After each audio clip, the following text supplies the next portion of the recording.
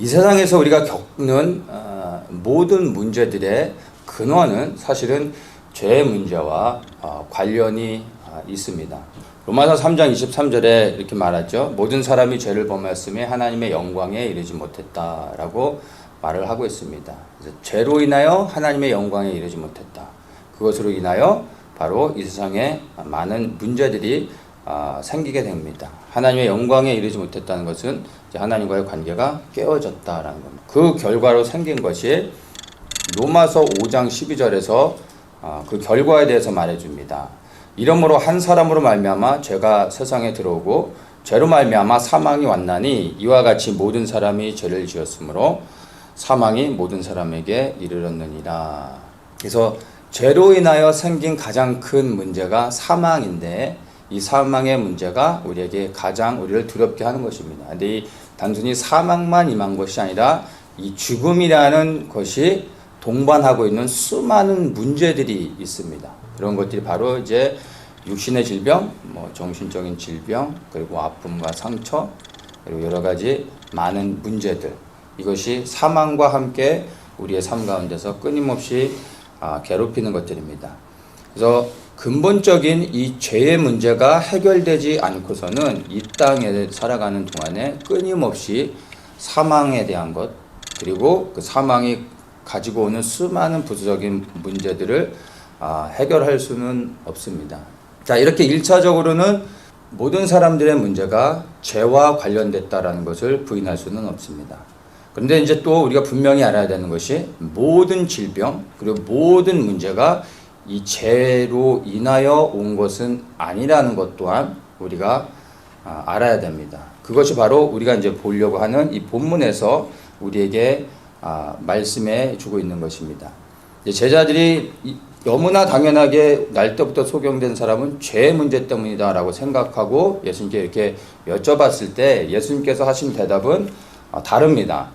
뭐라고 말씀하시냐면 3절에 이 사람이나 그 부모가 죄를 범한 것이 아니라, 즉 죄의 문제가 아니라 그에게서 하나님의 하시는 일을 나타내고자 하심이니라, 이렇게 말씀하십니다. 하나님의 일을 하려고 한다는 것은 곧 하나님의 뜻 안에서 하나님의 계획을 가지고 이에게 이러한 질병의 문제를 허락하셨다라고 우리가 볼 수가 있는 것입니다. 이 땅을 살아가면서 믿는 우리들에게도 우리의 죄와 상관없이 하나님께서 때로는 어떤 특별한 목적을 가지시고 우리에게 어떤 질병의 문제나 어떤 우리가 원치 않는 문제들을 허락하실 수 있다는 것을 우리가 받아들이고 이것을 인식하며 살아가는 게 정말로 중요합니다. 어떤 병의 문제든 우리 인생에서 어떤 여러 가지 장애물들 만나거나 문제를 겪을 때 첫 번째 우리가 먼저 인식해야 되는 것이 나의 죄 때문에 이런 문제가 있는가를 생각해 볼 필요가 있습니다.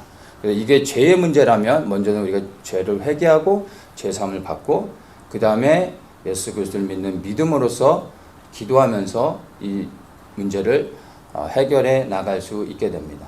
그런데 이것이 죄의 문제가 아니라 하나님의 뜻 안에서 내게 허락하신 거라면 이것은 회개해서 되어지는 것은 아닙니다. 그러면 이것은 하나님의 뜻이라면 하나님의 뜻이 있어서 이렇게 허락하셨을 때는 하나님의 정한 시간이 있습니다. 이 정한 시간이 채워질 때까지는 우리가 기도해도 이 문제는 해결되지 않습니다. 그래서 이게 하나님의 뜻이라는 것을 분별했을 때는 첫 번째는 먼저 하나님을 신뢰해야 됩니다. 하나님의 뜻 안에서 하나님께서 아름답게 하실 것을 믿고 인내하며 기다리는 것이 중요합니다. 이 소경의 문제는 우리가 분명하게 볼 수 있는 것은 이 사람의 죄가 아니라 하나님의 분명한 계획이 있어서 이렇게 하셨고 이젠 하나님의 시간이 되어서 하나님께서 이제 이 문제를 해결해 주시는 것을 우리가 이제 볼 수가 있습니다. 주님께서 각 사람의 믿음을 통해서 치료하기 원하십니다. 이게 주님이 치료하시는 방식입니다. 믿음이 없이 예수님께서 치료하시게 되면 치료를 받아도 반드시 이 사람은 다시 묶이게 됩니다. 그래서 치료하실 때 믿음을 동원케 하시고 그 사람의 믿음을 통해 치료하심으로 이제 똑같은 문제들 또 다른 문제들이 올 때 믿음으로 이것들을 이겨나갈 수 있도록 하기 위해 믿음을 동원케 하시는 것을 우리가 이해할 수 있어야 됩니다. 이소경은 날 때부터 그냥 소경으로 태어났고 한 번도 복음을 듣지 못했습니다. 이 사람에게는 믿음이 없는 상태입니다. 그래서 이 사람에게 뭔가 믿음으로 반응하면서 예수님께 나아올 수 있도록 예수님께서 이 사람의 어떤 그 믿음을 이렇게 끌어내기 위해서 일부러 진흙에 침을 바르고서 실로암 못에 가서 씻으라고 말씀하셨다는 것입니다.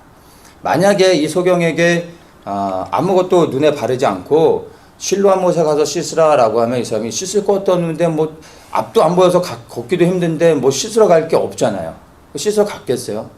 근데 그냥 진흙도 아니고 더러운 침까지 발라서 했으니까 어쨌든 씻긴 씻어내야 될 거 아니에요? 어디 가서든 실로암 못에 가서 씻으라니까 어쨌든 씻긴 해야 되니까 그래도 귀찮지만 일어날 수밖에 없었던 거죠. 이 사람이 어쨌든 일어나서 실로암 못에 가서 씻으라는 말씀대로 가서 씻어냅니다. 그래서 정말 씻었더니 눈을 뜨게 됐어요. 실로암 못에 가서 씻어서 치유가 된 게 아닙니다. 예수님의 말씀에 순종했기 때문에 치유가 되고 눈을 뜨게 된 겁니다. 바로 이 사람의 믿음을 동원해서 믿음으로 반응해 움직이게 하기 위해서 예수님께서 그렇게 하셨다라는 것을 볼 수가 있습니다. 아무리 주님께서 이 사람을 날 때부터 소경됐던 사람을 오늘 내가 고쳐야지라고 계획하셨다 할지라도 이 사람이 믿음을 보이지 않으면 즉 순종하지 않았으면 눈을 뜰 수 있었을까요? 아닙니다.